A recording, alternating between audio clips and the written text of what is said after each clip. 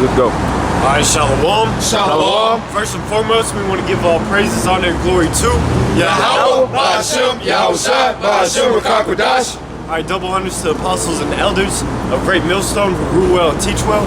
Peace and blessings to the elect out there that's pushing this word in all truth and sincerity. All right, we are the Hebrew Israelites that come in and week out to prophesy against the beast system. All right, the Roman Empire revised, known as Babylon the Great, spiritually called Sodom and Egypt in the scriptures, aka America. All right, and ultimately Esau's kingdom falling, man, and the deliverance. We also prophesied the deliverance of the elect of Israel. All right, and without further ado, we're gonna get into these prophecies. All right, because as the scriptures say, you know, we're supposed to sit upon our watchtower and watch for the signs of the Lord to see, you know, him work. All right, that's how we measure the times, is according to prophecy. All right, so you can grab Habakkuk. This is Habakkuk chapter 2 and verse 1.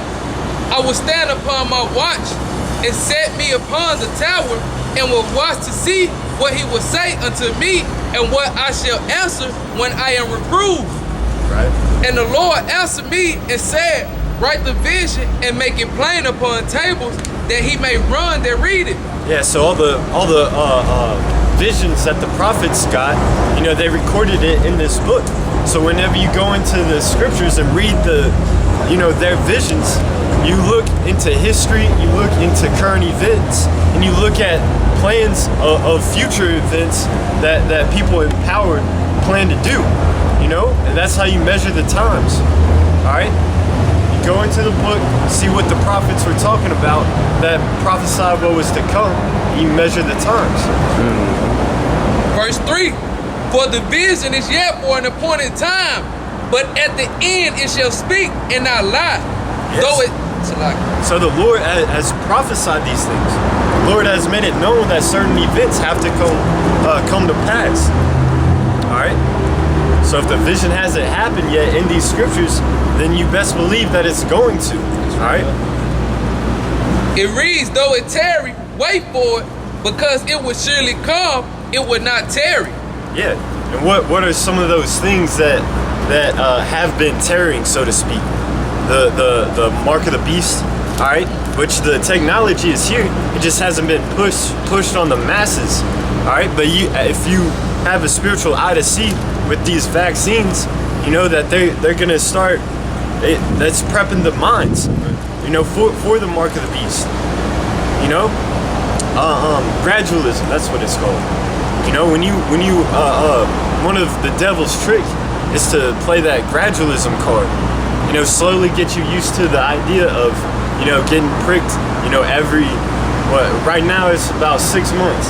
You know, this is a third jab that they're pushing. It's a booster, you know, and all they have to do is say there's another variant. Because, hey man, this virus, you know, it's been around forever, all right? It's not going away. It's a perfect black swan event to push their agenda, you know? You know, the problem isn't necessarily the spread of the viruses. The problem is people's immune systems. But that's, you know, I'm kind of rambling. Let's grab Second Ezra. Second Ezra chapter 9, verse 1. He answered me then and said, measure thou the time diligently in itself, and when thou seest part of the signs past, which I have told thee before, then shalt thou understand that it is the very same time wherein the highest will begin to visit the world which he made. Yeah, and a good measuring stick, you know, for prophecy is Daniel, you know? When he had the vision of the statue, or I believe it was Nebuchadnezzar that had the dream. But Daniel interpreted the dream and let him know that was a prophecy, that Babylon was, you know, going to be the golden head, is going to be the richest kingdom on heaven, but another one was going to follow, you know, silver, which represents the Medo-Persian Empire, the bronze. So like, what was the silver? said we'll go to. Yeah, I think it's Daniel, the second chapter. Okay.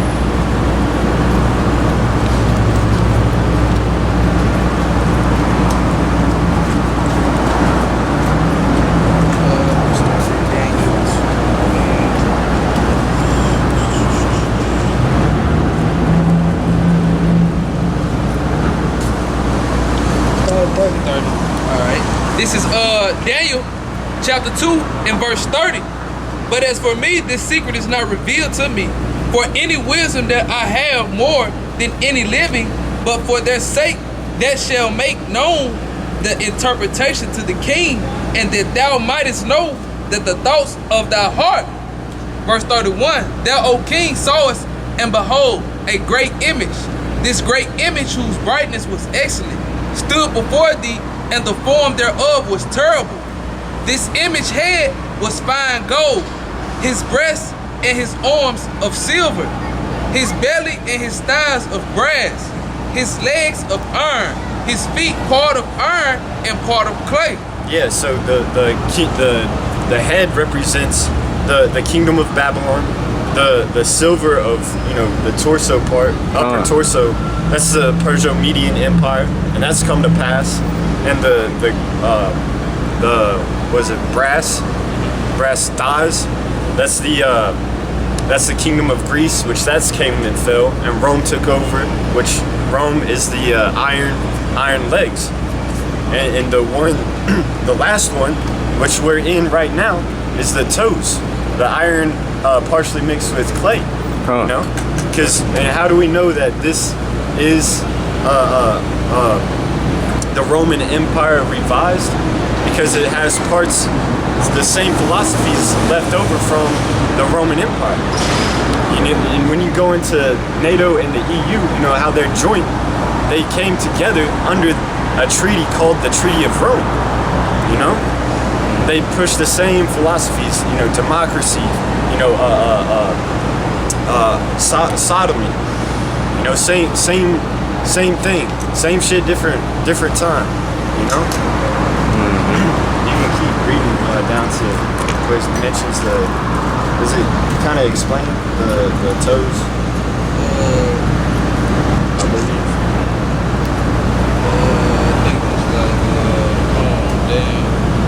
Alright, you know what? Just jump to verse 44. Yeah, 44. Yeah. Alright, this is Daniel chapter 2, jumping down to verse 44.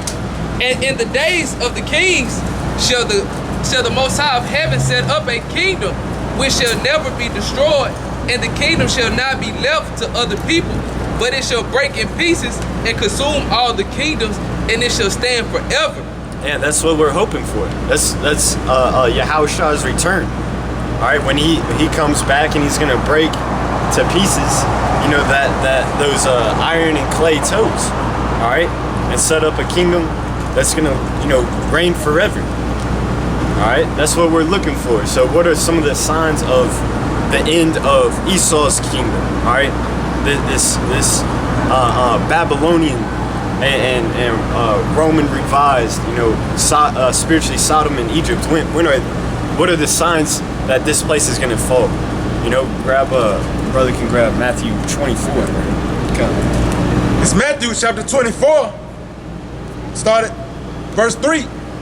And as he sat upon the Mount of Olives, the disciples came unto him privately, saying, Tell us, when shall these things be, and what shall be the sign of thy coming and of the end of the world? And Yahushua answered and said unto them, Take heed that no man deceive you, for many shall come in my name, saying, I am Hamashiach, and shall deceive many. And ye shall hear of wars and rumors of wars. See that ye be not troubled, for all these things must come to pass, but the end is not yet. Yeah, so all of these things have come to pass. You know, you have, you know, different groups saying that they're anointed and they know the way and have deceived many. You know, even brothers that have woken up to the truth were deceived by, you know, all these different philosophies. You know? You can keep reading on. Verse 6. So verse 7. For nation shall rise against nation, and kingdom against kingdom, and there shall be famines and pestilences and earthquakes in diverse places. Yeah, all these natural disasters. The latest one that's has it hit yet? Hurricane Ida, or is it still brewing? Still brewing. We'll see. That's going to be one of those signs that's going to, put a major dent in this, Babylon's economy. All right, Lord willing. Lord willing. Because with all these inflation and labor shortages, this place is crumbling. That's another sign. Is a status of a kingdom about to fall is their economic system. Right. They keep printing money to cover up for their lack of GDP, gross domestic produce, because nobody's been working. So they haven't been getting those exchange, from the other countries.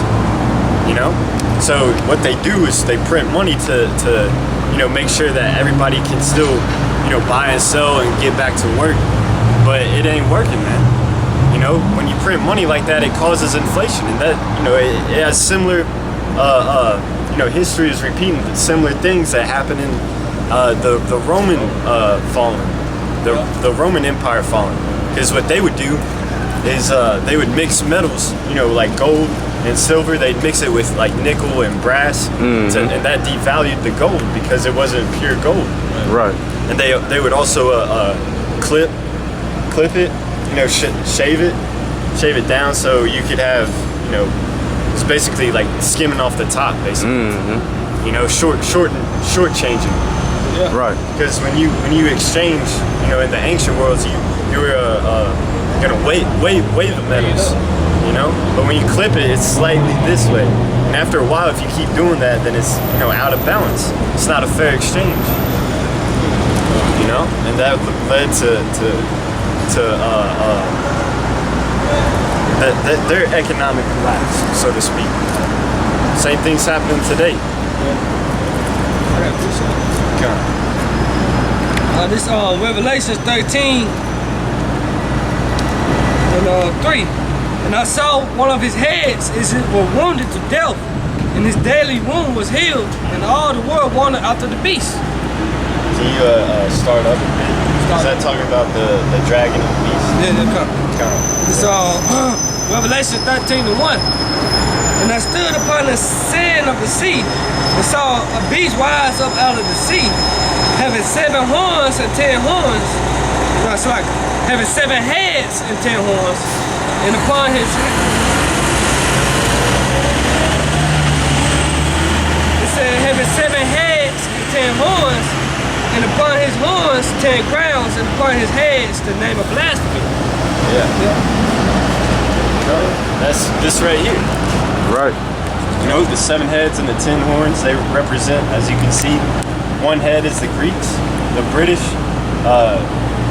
Germania Minor, the Spanish, French, and Germania Major. And America is that whore that sits on top, with the golden cup. Because America has been used to influence, this culture, Babylonian culture, upon all the other nations. And they started with the European nations, Because it wasn't until, because there's still monarch systems in Greek, the British islands, Germania Minor, Spain and Portugal. Those were all monarchs until 1776 came, and Esau, with his Revolution War, could set up his Declaration of Independence and form a democracy over here in America. And then once that revolution started spreading, it spread to those European countries, and they started setting up democracies. And then now he also goes into every land, that has a dictatorship or doesn't have a democracy, and overthrows their government and forces them to set up a democracy. You can keep reading on that. Verse 2, Revelation 13 and 2. And the beast which I saw was like unto a leopard, and his feet was the feet of a bear, and his mouth is the mouth of a lion, And the dragon gave him his power and his seat and great authority. Yeah, that dragon. That dragon is talking about the ancient Roman Empire, and it gave it, because the same empire spawned from the Roman. They were setting up the same philosophies as the Roman. Hebrew would call. And verse 3, and I saw one of his heads as it was wounded to death, and his deadly wound was healed, and all the world wandered after the beast. Yeah, so its deadly wound was healed because the Roman Empire fell, but now, it's survived through, America, the EU, NATO, and all those European countries, and the Western, America, coming together. So this is the last empire that the heathen nations have time to rule in over the Israelites, because very soon Yahushua is coming back to deliver us out of this captivity and to destroy this empire, if you will, this beast system, That's this right. dragon. That's right. And how is this place gonna ultimately fall? By thermonuclear missiles. That's right. So brother can grab 2nd Ezra 16 if a brother wasn't holding something already. 16 started 1. Start at. Yeah, you can start at 1. 2nd Ezra 16 and 1. Woe be unto thee, Babylon and Asia. Woe be unto thee, Egypt and Syria. Gird up yourselves with cloths of sack and hair. Bewail your children and be sorry, for your destruction is at hand. Yeah, so that's going into these other nations. Their destruction draweth nigh. Their time of running shit, so to speak, is coming to an end. Keep reading. Verse 3. A sword is sent upon you, and who may turn it back? Yeah, that sword, what's the modern day sword is any weapon, The word for sword in the ancient time, it just symbolized weapon. Because you didn't have all these, advanced, technologies back then as instruments of pain. That's basically what a sword is an instrument to inflict harm. So what the modern day sword are, guns, but ultimately it's those missiles, right? Because it's gonna describe it. Okay. Verse 4. A fire is sent among you, and who may quench it? Plagues are sent unto you, and what is he that may drive them away? Yeah, fire is sent unto you, and who can quench it? And you can't quench nuclear fire. Because you can look into it. Look up nuclear fission, look up nuclear fusion. You see that it's the splitting of atoms, it's tearing atoms apart.